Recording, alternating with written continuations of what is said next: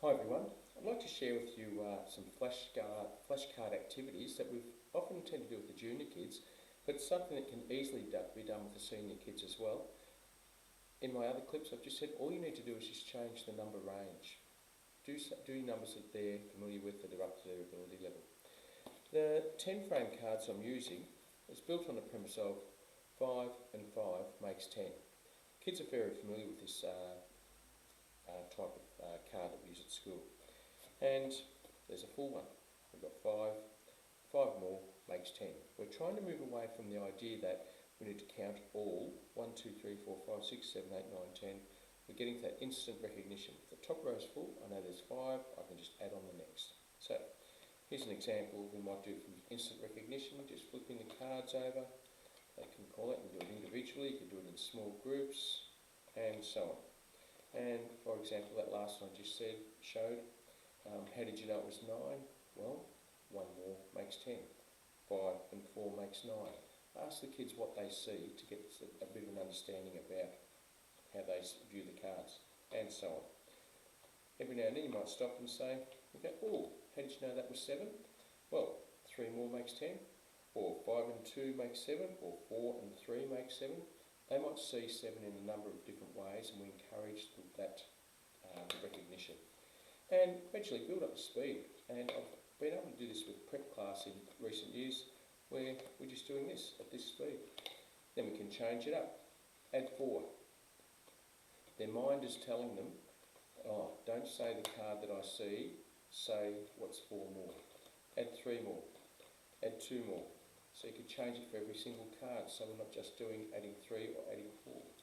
We could do things like double it, double it, double it, triple, triple.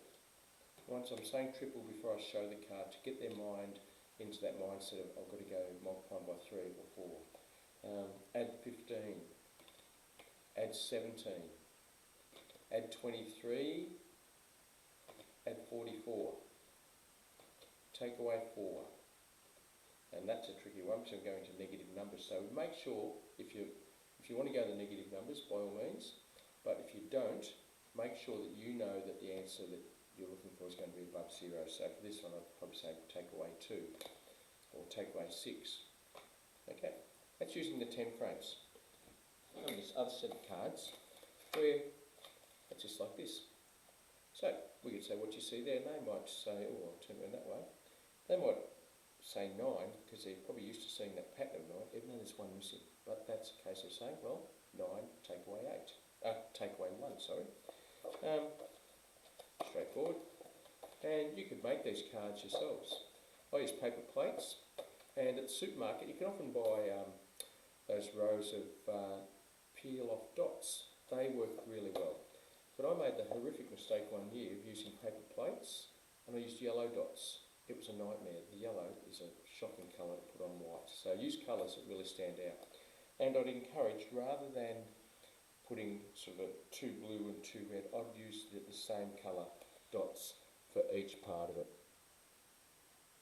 So otherwise they'll sort of get used to seeing the idea of 2 blue, 2 red. We just like to see the same colour dots.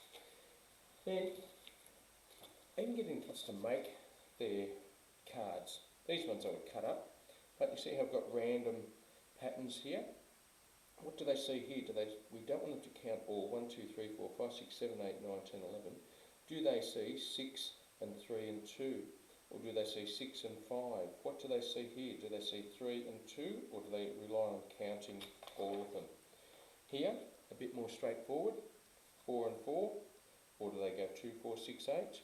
What do they do here? Do they go 4 and 4 and 1? Or do they say 5 and 4, or 8 and 1. Encourage all the different ways of recognising patterns. Do they see 4 and 4, or is it 4 and 2 and 2?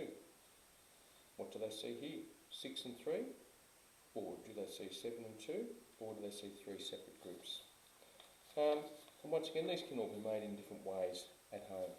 So you could make 2 of every card, put them on the ground, and they can play it like it's memory. You could put all the cards face up on the ground.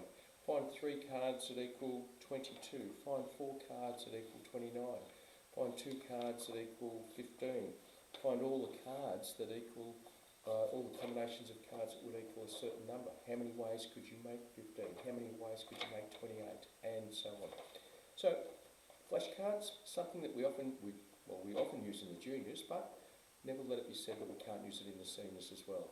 I'm sure they'll enjoy making them, I'm sure they'll enjoy using them, and how you can use them is limitless. It's just all about our imagination and creativity. So, hope it helps, hope you enjoy it. Cheers.